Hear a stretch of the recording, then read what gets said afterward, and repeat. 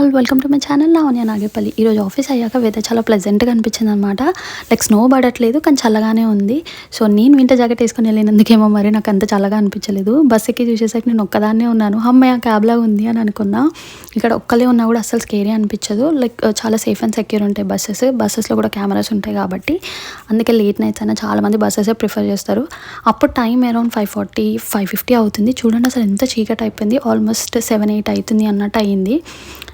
దిగిన తర్వాత ఒక 10 minutes వాక్ ఉంటుంది మా ఇంటికి. ఈ 10 minutesలో నాకు అన్ని మెమరీస్ ఇట్లా ఫ్లాష్ అవుతూ ఉంటాయి. అట్లా ఒక మెమరీ ఏంటి అంటే, ఇంటి దగ్గర ఉన్నప్పుడు ఎప్పుడైనా ఇట్లా లేట్ నైట్ అయింది లేదా వర్షం పడుతుంది అన్నప్పుడు మా నాన్న ఫోన్ చేసి, ఎక్కడున్నావు బెటా అంటే, ఇక్కడే ఉన్నా నాన్న, ఇప్పుడే మెట్రో దిగిన అంటే, సరే ఆగు వస్తున్నా అని చెప్పి వచ్చి పిక్ చేసుకునేటోడు అనమాట. అట్లా ఉన్నప్పుడు ఏదైనా వాల్యూ తెలియదు అంటారు కదా. సో ఇక్కడికి వచ్చాక literally every minute every second parents value అయితే బాగా తెలిసేస్తుంది. అందుకే ఏదైనా ఉన్నప్పుడే మంచిగా చూసుకోవాలని అర్థమైంది.